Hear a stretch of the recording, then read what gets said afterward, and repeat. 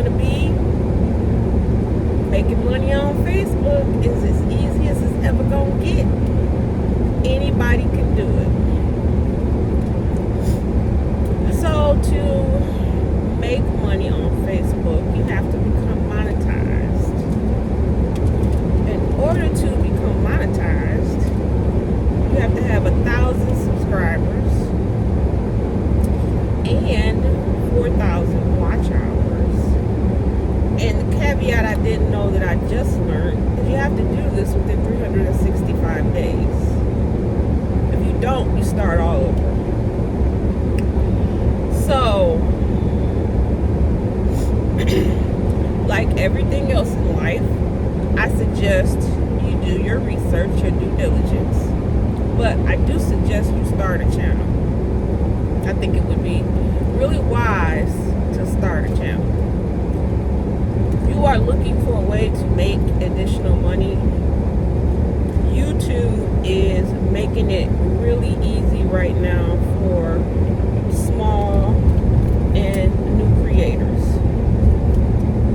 meaning beginners.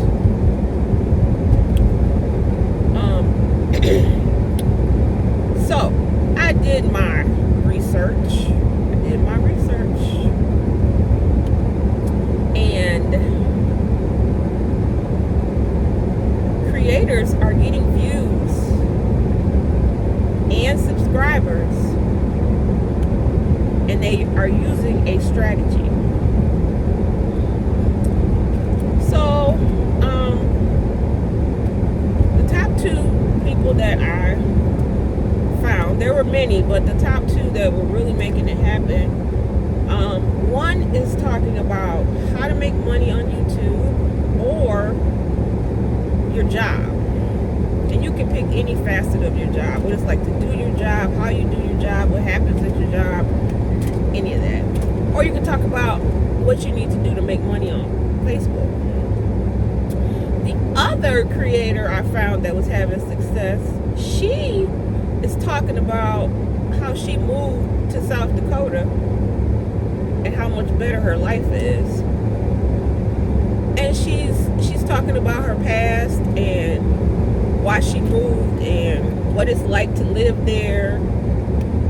So the important factor in the strategy also is that you need to be informative. You need to be sharing information, helpful information.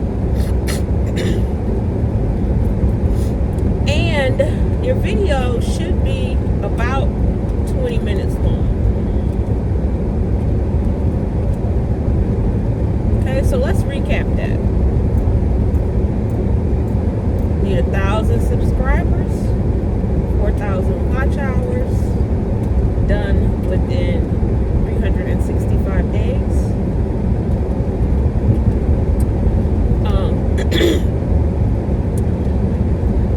And you need a strategy. And the strategy that I found that's working is talking about making money on YouTube or your job. And one lady talked about an event in her life that has made her life better. So, me, myself, started my channel. This is probably video 5 or 6, somewhere in there. Just getting started.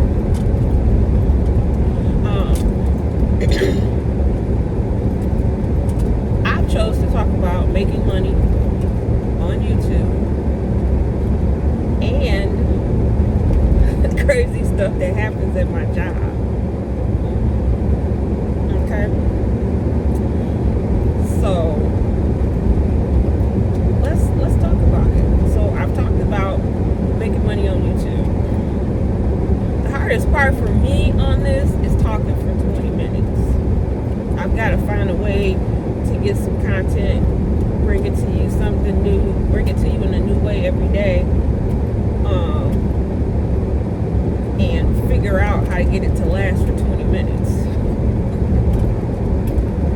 It ain't easy. It's not easy.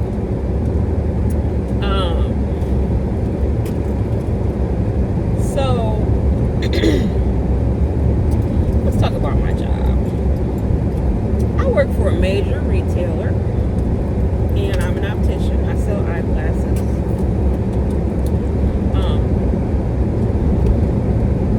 I work full time, so unless something miraculous happens, which I am praying for, I'm only going to do this YouTube thing part time.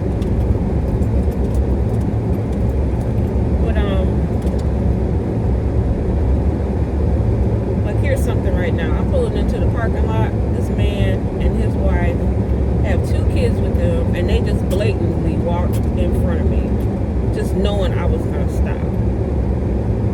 You know, no room for human error, no room for respecting others.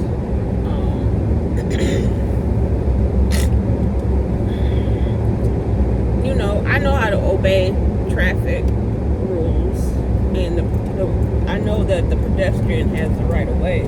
But at the same time, if I'm driving and you just walk out in front of me, how do you know I can react in time not to hit you, run you over? Have some consideration for others. This parking lot at my job, there have been fist fights out here over parking spaces. One day myself, I was coming into work, and this guy had crossed the street, so he was like up close to the building, and I was trying to make a tight turn, so I pulled all the way over. It was really early in the morning. It was still dark outside. I pulled all the way over so that I could turn right into the parking spot. I came in the store, and he's standing there, and he's cussing me out, and you know, I was like, because this is my job, I had to hold my composure. I was like, sir, I'm not finna argue with you. Nobody was trying to hit you. You were up on the sidewalk, and I didn't come nowhere near you. Oh, he was ranting and raving. He went over to the service desk complaining about me. I was like, oh Lord, this man gonna make me lose my job. Then he went shopping. And then he came up to me, and I was like, oh Lord, here we go. What the hell is finna happen now? Because I don't know if this man is crazy or what. He sits down, and he says, you know what? I had to stop and check myself. He says, I want to apologize. He said, I thought about it. He said, the Lord could have put you in my life today for a reason. And then he introduced himself and wanted me to tell him my name. I was like, sir, I don't want to talk to you. I don't want to give you my name. I didn't have my badge on. And he sat there for a few minutes. My doctor came out, and she sat down, and she was like, I was listening to him, and I didn't know what to do. I didn't know if I should call management or call the police. She said, I didn't know what was going on. You know, and the first, I think I have been working for the company for about a month at the most. And when I started working for this company, I worked in northern Michigan, which is predominantly white, the area that I was in. And this was, of course, 30 years ago. And this man comes in, and he's drunk, first off. You can smell he's reeking of alcohol. And he was like, these glasses don't work, and I want a refund. And I was pleasant. I was like, okay, sir, I can get you a refund. I could see he was drunk and agitated, and I wasn't finna do nothing. I wasn't finna try to fix the issue or nothing. I was just gonna give him his money back. So I gave him his money back, and I kept the glasses. And he was like, what are you doing? And I was like, what do you mean? Sir, what do you mean? He's like, I need my glasses. And I looked at him and I said, sir, you said you wanted a refund. I said, if you want a refund, I have to keep the glasses if I give you your money back. That's how a refund works. You know, I said, if you bring a TV back up in here and get your money back, you're not leaving with the TV. Oh, he started cussing and he got loud, and then he called me the N-word. And then I forgot where I was at. And I said, let me tell you something. I said, I'm about to drop a dime on your ass. I got a husband that don't like white boys. But I didn't say it like that. But as soon as I said that, my boss popped to attention. The whole time she wasn't paying attention. She was in the back doing something. When she heard me say that, oh, she was like, oh, Shirley, I got it. I'll take care of it. I was like, no, he didn't. Just call me the N-word with his chest out. And I'm telling you something, my husband does not care for white people. Well, he's my ex-husband now. We were trying to start over. Well, he was trying to start over because, at that time his life was crazy. And he did well for a while, but then he reverted. But that's here nor there. So that's happened to me on my job.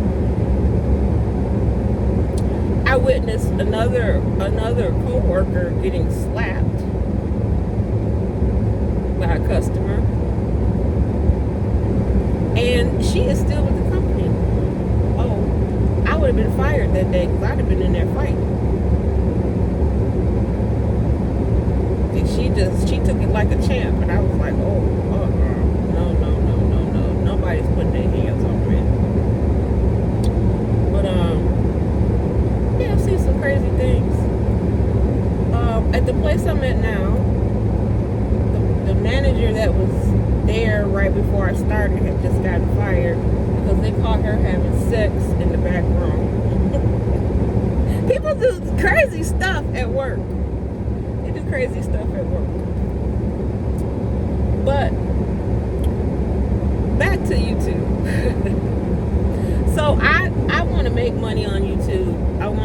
I have to do something to put more money toward retirement. I didn't make the best choices, and so I need a way to make money and do some investing or something.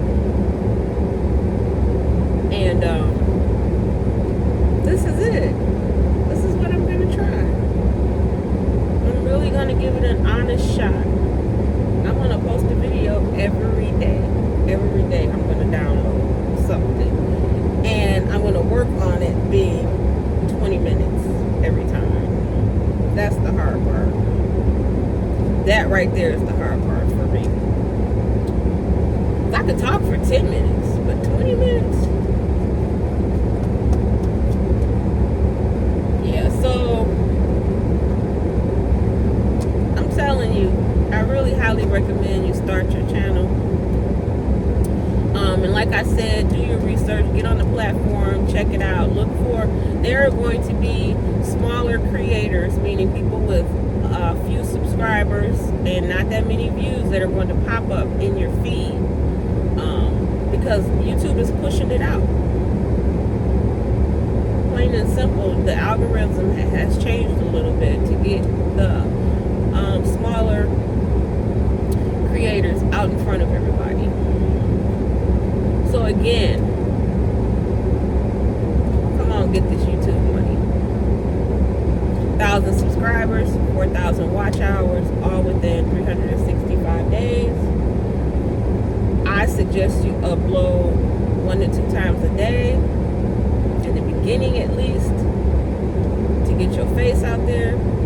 Videos should be 20 minutes at minimum. Okay, long form content is what is working right now. I really suggest that you're consistent with it as well. Don't upload today and then don't upload again for 2 or 3 days. Stay consistent with it. In the first couple of videos I did at night before bed. Yesterday and today I'm filming in my car on my way to work.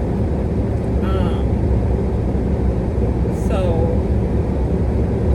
you can find time and cracks in your day. You know, on your lunch hour, you can do a video right quick. While you're having lunch. Do it in your car.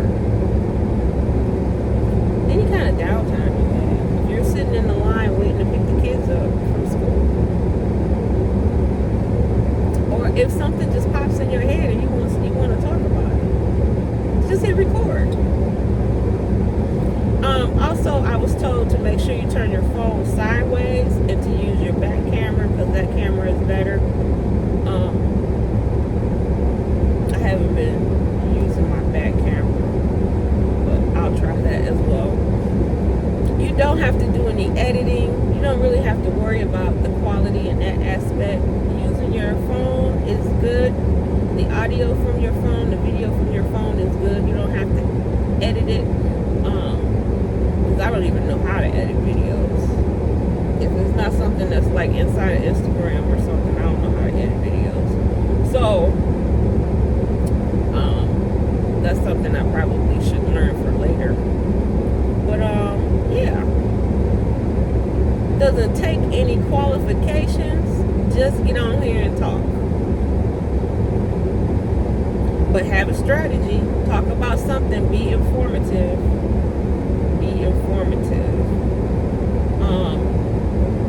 Another thing, as an optician, when you're helping someone pick out a frame, like look at my frames. My eyes are pretty much center. I just happen to like this shape on me. I have a round face, so the shape looks nice. It's kind of square, but it's got some angles to it. So if you have a round face, you kind of want kind of a frame that's square. I'm not saying you got to get a frame that's like a box, but on the square side. If you have a narrow face, a round frame is going to look better on you. Okay? You want to pick something that's wide enough. If you look at this, my temples just go straight back. They're not like digging in or coming out like this. This frame fits me well, okay? You want to make sure your temples are long enough. See, I've got plenty of temple back there. My glasses aren't sitting up on my ear like this because the temples are too short. I see mega millionaires and they have glasses on and their temples be sitting up like this. And I'm like, why would you get that frame? And the frame is usually too small for them. I was like, I need to be an optician to the stars because some of the glasses I see, I'm like, why would an optician let you buy that? But sometimes you can't talk people out of what they want. You know, I had a man, he was like a -7, and he wanted this big square frame. It was like too big, really wide for his head. It was big this way. The bigger the frame, the thicker the lenses. Okay, if you are a minus prescription, the bigger the frame, the thicker the lenses. So I told him, and then I was like, even if we do the thinnest material that I can get you, these are still going to be thick. He didn't want to spend any money.